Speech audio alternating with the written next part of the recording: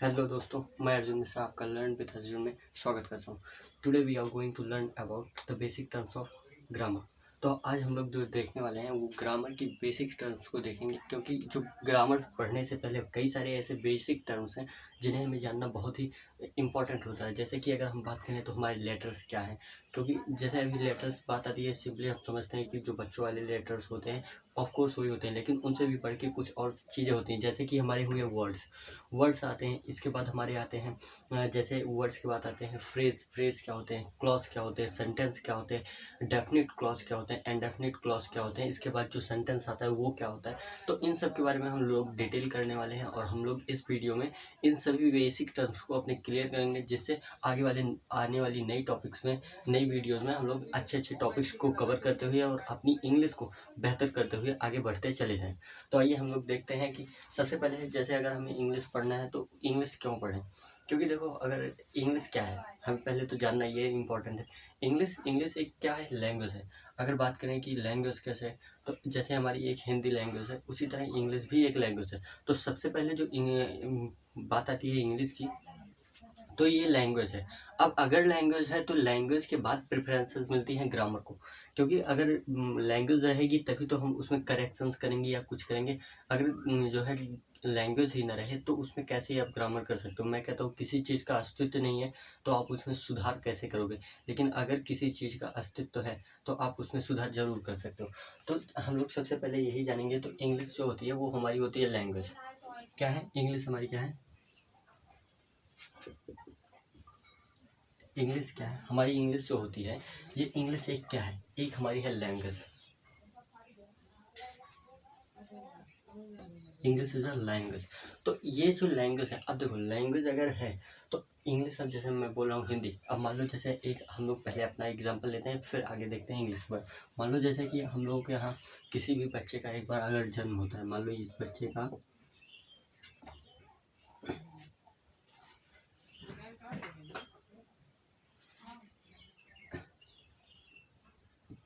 मान लो ये एक बच्चा हुआ जिसका जन्म होता है, तो मान लो ये एक बच्चा हुआ जिसका जन्म होता है, तो इसका जो यहाँ पे ये गला है ना, गले पे यहाँ पे जो हम लोगों की एक वोकल कोड होती है, वोकल कोड, जहाँ से हमारी जो साउंड निकलती है ना। क्योंकि देखो जैसे ही बच्चा पैदा होता है तभी उसके मुंह से कुछ तो निकलता है, उसे हम क्या जनरली नाम देते हैं, उसे हम नाम देते हैं जनरली साउंड का। क्या कहते हैं उसे, हम कहते हैं उसे साउंड। अब देखो अगर वो साउंड है, मान लो यहाँ पे जैसे कोई बच्चा जन्म लेता है तो उसके मुंह से कोई भी आवाज़ निकली तो हम लोग उसे जनरली क्या बोलते हैं, साउंड।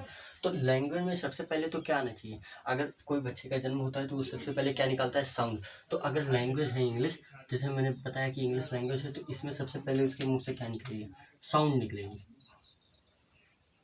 अब देखो, अब जो इंग्लिश में साउंड्स माने गए हैं, वो साउंड्स होते हैं, जो इंग्लिश में साउंड्स माने गए हैं वो 44 साउंड्स होते हैं, जो कि काफ़ी सारी बुक्स में मेंशन किए हुए हैं कि साउंड जो होते हैं ये 44 होते हैं। अब अगर साउंड्स 44 होते हैं तो हम तो कहेंगे कि भाई हम जो पढ़ते हैं लेटर्स होते हैं और वो 26 होते हैं। अब बता रहे हो कि जो है ये 44 होते हैं, तो ये जो है ये मैंने क्या लिखा है यहाँ, साउंड है। और जबकि जो हमारे लेटर्स होते हैं वो 26 होते हैं। तो साउंड्स के बाद ही लेटर्स की बारी आती है। क्यों? क्योंकि जैसे ही साउंड बनते हैं ना, तो कोई भी साउंड है और साउंड के रिपीटेशन से, मान लो जो भी जैसे हमें लिखना होता है, कभी हमें जैसे लिखना होता है आदर्श, तो आदर्श में देखो बड़ा आल तो आता है, लेकिन हम इंग्लिश में लिखते समय केवल ए का यूज़ करके काम चला लेते हैं, तो कैसे हो जाता है।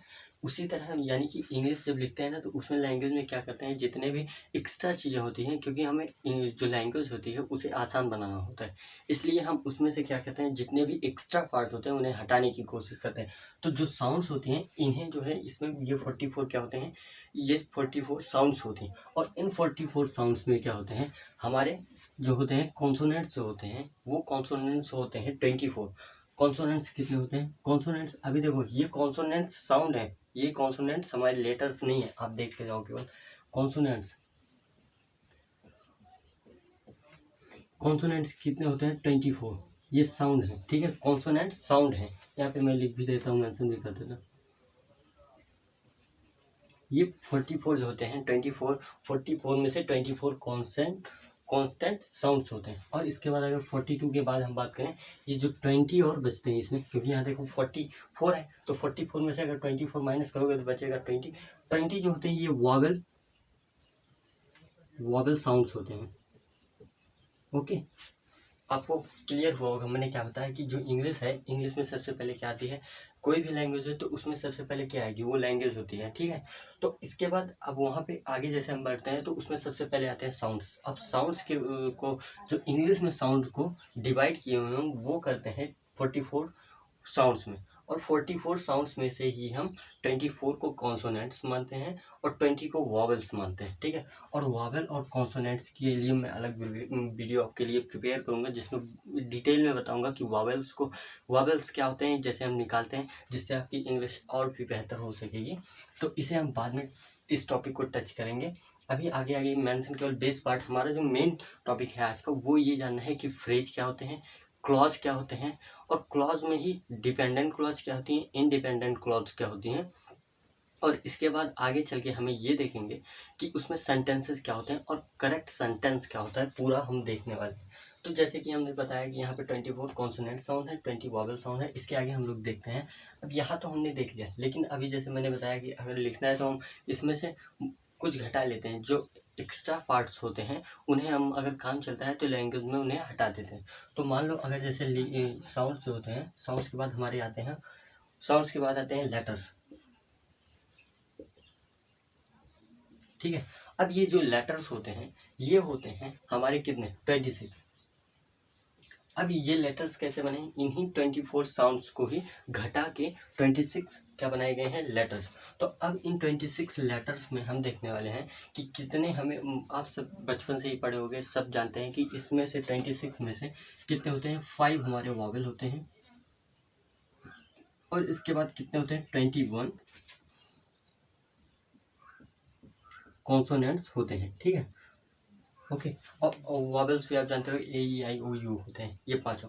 तो आपने यहाँ पे देख लिया, वो लेटर्स हो गए, यहाँ पे लैंग्वेज हो गई, साउंड हो गया, साउंड में हमने देखा था ये दोनों, और लेटर्स में हमने 5 कॉन्सोनेंट देखा, और यहाँ पे 21 कॉन्सोनेंट देखे।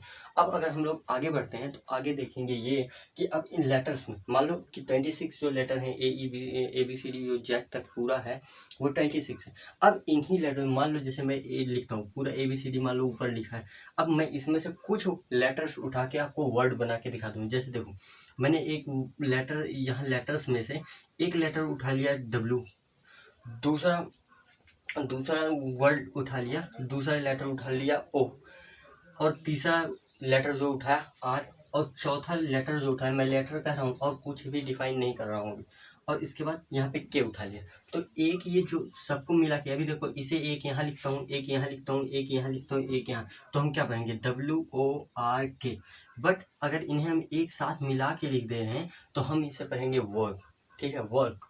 तो अब देखो यहाँ पे इसका एक मीनिंग होता है, जो ये इनसे लेटर्स से मिलकर एक वर्ड बने हैं, यानी कि combination of letters is called word, ठीक है। कॉम्बिनेशन, जब किसी भी दो लेटर्स या दो से अधिक लेटर्स को आप एक साथ लाओगे ना, तो वहाँ पे हम क्या पाएंगे, वो बनते हैं वर्ड, और वो वर्ड अपना एक पर्टिकुलर सेंस दे, मीनिंग दे।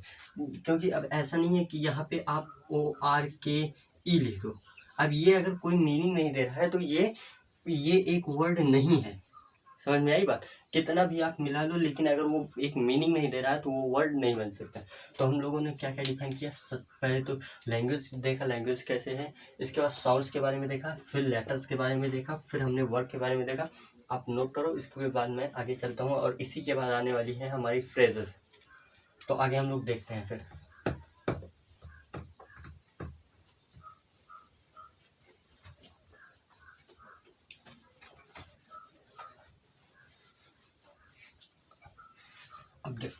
अब देखो, जैसा कि मैंने बताया कि अब हम लोग देखने वाले वर्ड्स हमने देख लिया।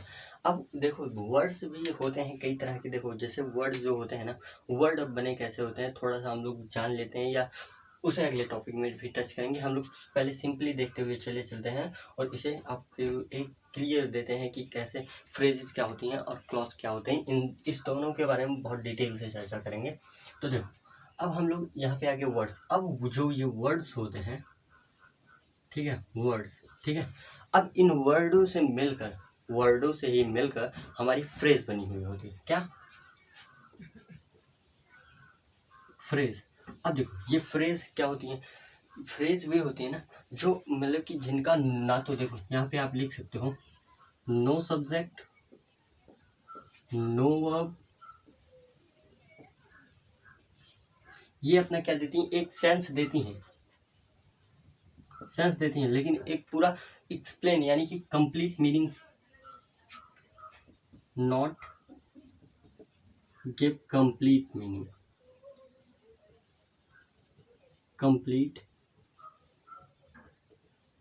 नॉट गिव कंप्लीट मीनिंग, ये हमें कंप्लीट मीनिंग नहीं देती। इनके पास ना तो अपना सब्जेक्ट होता है ना ही वर्ब होता है, और ये जो सेंस तो देती हैं पर एक कंप्लीट सेंस नहीं देती, और ये मीनिंग भी देती हैं लेकिन एक कंप्लीट मीनिंग नहीं देती। इसके लिए एक एग्जांपल देखो, जैसे कहता हूँ, देखो लिखता हूँ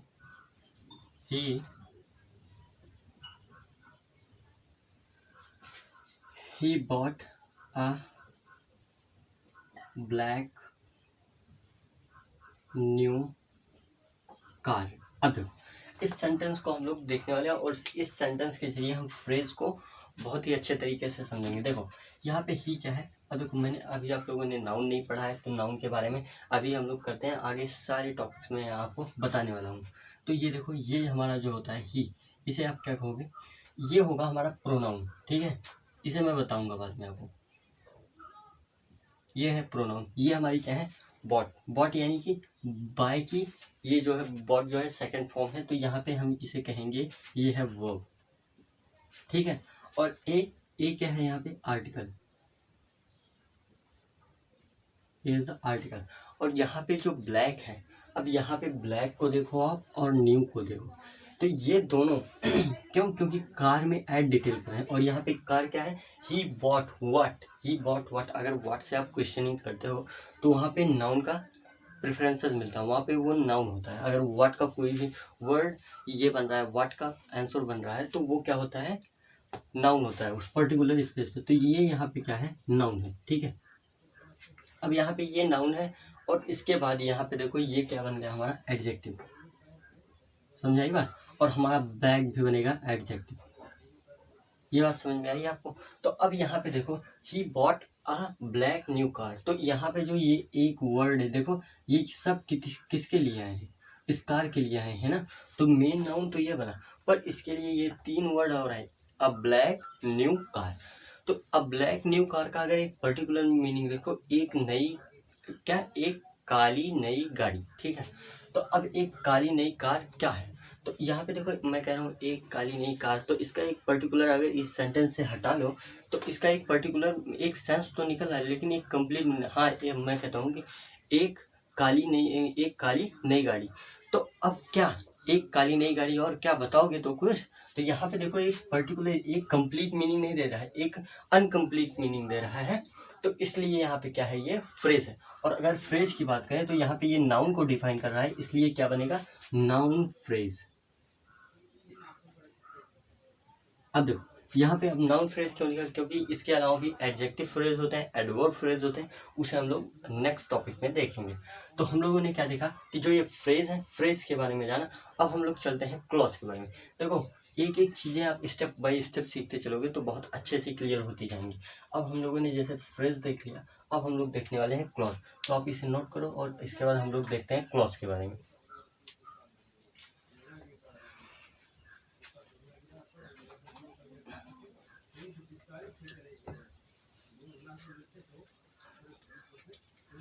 तो देखो अब हम लोग देखने वाले हैं क्लॉज।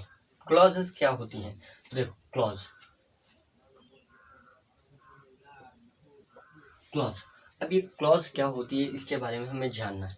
तो क्लॉज को जानने के लिए फ्रेज जैसे कि आप लोगों ने पढ़ा, तो ये क्या होती हैं, क्लॉजेस जो होती हैं, देखो पहले आप इसे समझो। मान लो कोई स्टेटमेंट होगी, अब स्टेटमेंट क्या होती है, एक कोई भी कही हुई बात किसी के द्वारा, एक स्पीकर के द्वारा कही हुई पूरी बात एक स्टेटमेंट कहलाती है। तो यानी कि एक पर्टिकुलर टाइम में किसी के द्वारा कही हुई बात ही स्टेटमेंट कहलाती है। तो अब देखो अगर मान लो कोई स्टेटमेंट दी हुई है, ठीक है, तो उस स्टेटमेंट में किस तरह से डिफाइन करना है हमें क्लॉज को, ये हम जानने वाले हैं। तो पहले क्लॉज की प्रॉपर्टी आप लोग देख लो, इसके बाद जैसे हम लोगों ने फ्रेज में क्या देखा, उसका एक सब्जेक्ट नहीं होता, वर्ब नहीं होता, बट क्लॉज की क्या होगी, क्लॉज बनने के लिए इम्पॉर्टेंट है कि अपनी एक क्लॉज, अपनी एक वर्ब हो और एक सब्जेक्ट हो। यानी कि कंपलसरी है कि सब्जेक्ट हो सब्जेक्ट हो प्लस वर्ब हो, सब्जेक्ट और वर्ब का होना इज वेरी कंपल्सरी। अब देखो इसके आगे अगर देखते हो तो ये जो होंगी ये क्या देंगी, ये अपना एक मीनिंग भी देती हैं। क्लॉजेज जो होती हैं इनका केवल आप ये समझना कि इनके पास एक सब्जेक्ट हो, एक वर्ब होना चाहिए, और क्या होना चाहिए, एक इनके पास होना चाहिए ऑब्जेक्ट। ठीक है, ऑब्जेक्ट भी होना चाहिए, क्योंकि एक्सप्लेन जो भी हो इनके बारे में ऑब्जेक्ट हो। मेन तो यही होते हैं, सब्जेक्ट और वर्ब होना बहुत इंपॉर्टेंट है, यानी कि पूरी एक सब्जेक्ट और वर्ब होना चाहिए। अब इसके आगे आप चलो, इसके बाद हम लोग देखते हैं कि क्लॉज कैसे होती हैं। तो क्लॉज के जो टाइप्स होते हैं वो दो टाइप के होते हैं। एक होता है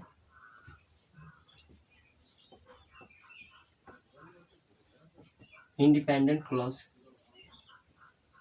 क्लॉज और दूसरी होती है हमारी डिपेंडेंट क्लॉज।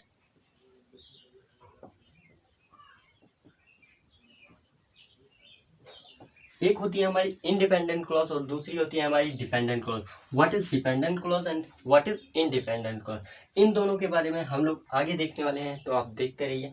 देखो अब डिपेंडेंट और इंडिपेंडेंट क्लॉज क्या होती हैं इनके बारे में हम लोग देखने वाले हैं। तो इसे हम समझेंगे एक सेंटेंस के जरिए, नहीं तो आप कंफ्यूज हो गए। अभी देखो मैंने क्या कहा कि क्लॉज होने के लिए क्या होगी, एक हमारी सब्जेक्ट हो, एक वर्ब हो, एक ऑब्जेक्ट हो। यानी कि ऑब्जेक्ट हो ना हो ये तब भी चल सकता है, लेकिन ये दोनों बहुत ही इंपॉर्टेंट है, कंपलसरी हैं। अब जैसे कि मैंने पहला उदाहरण लिया था, वो भी एक हमारा क्या है, स्टेटमेंट है, तो वो क्या है, एक क्लॉज है, पूरी मिला के एक क्लॉज थी। अब हम लोग डिपेंडेंट, अभी देखो एक एग्जांपल लिख ले रहा हूं मैं, ही बाय रुको एक मिनट, ही ईट फूड। ये देखो ये क्या है, ये एक ही ईट फूड, वह खाता है, क्या वह खाता है। तो अगर वो खाता है, ये हम लोग बात करते हैं, तो अगर हम लोग ये दिए हैं वह खाता है, तो इसमें क्या है, ये हमारी जो बनेगी, क्योंकि ये पूरा अपना मीनिंग दे रही है, एक इसका पर्टिकुलर मीनिंग है और ये एक रेफरेंस भी दे रही है, तो यहाँ पे ये बनेगी हमारी इंडिपेंडेंट क्लॉज। क्यों, जो डिपेंडेंट करेंगी, जो किसी के ऊपर डिपेंड होंगी, उन्हें ही तो हम कहेंगे डिपेंडेंट क्लॉज। बट अगर कोई डिपेंड नहीं करती है किसी दूसरी क्लॉज पे या किसी दूसरी चीज़ पे, तो हम उसे कहते हैं इंडिपेंडेंट क्लॉज। देखो डिपेंडेंट को आप ऐसे याद रख लो डिपेंड से, और इंडिपेंडेंट को आप याद रख लो इंडिपेंडेंट से। तो देखो अब जैसे जो डिपेंडेंट नहीं है वो तो इंडिपेंडेंट बनेंगी ना, तो ये कौन सी क्लॉज बनेगी, ये सिंपली आप केवल इतना समझो कि ये एक क्या है, क्लॉज है। ठीक है, अब डिपेंडेंट और इंडिपेंडेंट को मैं क्लियर करने के लिए आपको एक उदाहरण समझाता हूँ। देखो अब आप चलो एक नए एग्जाम्पल के साथ हम लोग देखते हैं। मैं कहता हूँ I will give him money if E comes. अब देखो हम लोग जो देखने वाले हैं यहाँ पे ये देखेंगे कि इसमें देखो ये एक हमारी एक देखो इसके पास अपना एक सब्जेक्ट है, ये अपनी एक स्टेटमेंट कहलाई। देखो ये भी है, मैंने क्या कहा था, सब्जेक्ट। यहाँ पे देखो आप पहले मैच करो, सब्जेक्ट इसका है, सही है इस सेंटेंस का, इसका वर्ब है लेकिन ऑब्जेक्ट नहीं है, फिर भी काम सही है क्योंकि ये एक सब्जेक्ट है, अपना एक मीनिंग देता है। ठीक है, ही कम्स क्या मतलब है, ही कम्स वह आता है। ठीक है, तो अगर यहाँ पे है वह आता है, तो इसके बाद अब यहाँ पे देखो अगर हम इंडिपेंडेंट और डिपेंडेंट के रूप में इसे जानना चाहें कि ये कैसे डिपेंड करेंगे, तो देखो I will give him money, समझ में आ रही है कि मैं उसे पैसे दूंगा कब, इफ क्या है, इफ इज अ कंजंक्शन। ठीक है, समझ में आई बात, ये कंजंक्शन है हमारा। अब यहाँ पे कंडीशनल ये क्या है, कंजंक्शन है, तो यहाँ पे क्या कह रहे हैं, इफ यदि ही कम्स वो आता है। तो यहाँ पे देखो यहाँ पे क्या कर दी, इस कंडीशन की वजह से ये इस पे क्या करवा रहा है, डिपेंड करवा रहा है या नहीं। अभी इसे समझने का प्रयास करो। देखो मैं कहता हूँ I will give him money, इतने सेंटेंस को भूल जाओ, I will give him money, मैं उसे पैसे दूंगा। अपनी एक स्टेटमेंट है, इसका मैं उसे पैसे दूंगा ये भी कहना सही है। तो यहाँ पे क्या है कि मैं उसे पैसे दूंगा ये बहुत सही है, मतलब कि सेंटेंस सही है। तो ये हमारी क्या बनेगी, एक सेंटेंस बनेगी और अपने पास एक इसके पास सब्जेक्ट है और एक अपने पास वर्ब है। ये दोनों वर्ब कंपाउंड है, जिसे हम लोग पढ़ेंगे वर्ब कंपाउंड, यानी कि इसकी हेल्पिंग वर्ब है और ये वर्ब है। तो हेल्पिंग वर्ब और वर्ब को मिला के वर्ब कंपाउंड बनते हैं। तो यहाँ पे क्या हो गया कि जो ये बनी है, ये हमारी क्या बनी है, एक स्टेटमेंट, एक क्लॉज। ठीक है, और ये क्लॉज अगर हमें डिफाइन करनी है कि ये क्लॉज कौन सी क्लॉज है, तो ये किसी भी से दूसरी क्लॉज पे डिपेंड नहीं कर रही है। तो ये हमारी कौन सी बनेगी, इंडिपेंडेंट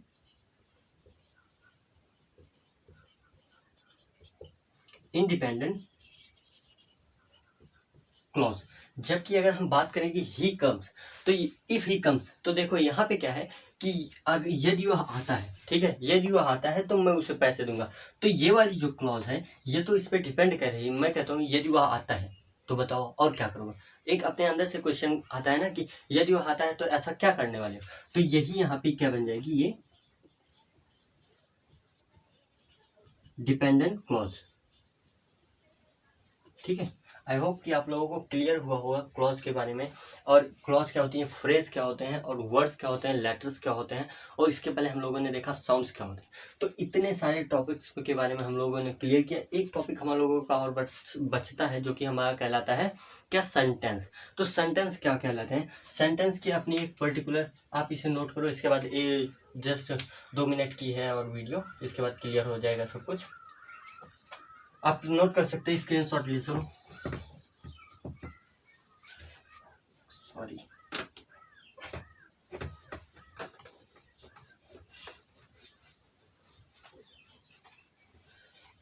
देखो अब हम लोग जो आगे देखने वाले हैं वो क्या है, हमारी है क्या, सेंटेंस है। सेंटेंस अब क्या होते हैं, सेंटेंस की अपनी एक पर्टिकुलर क्या होती है, सॉरी 1 मिनट। सेंटेंस की अपनी जो होती है एक पर्टिकुलर स्पेसिफिक अलग प्रकार के गुण होते हैं, आप जिसे समझोगे।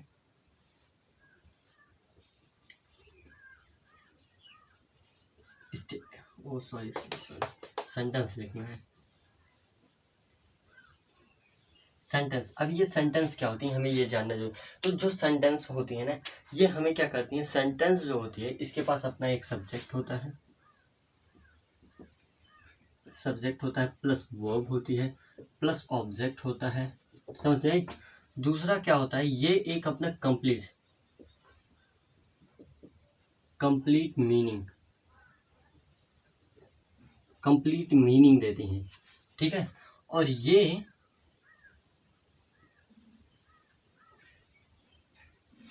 देखो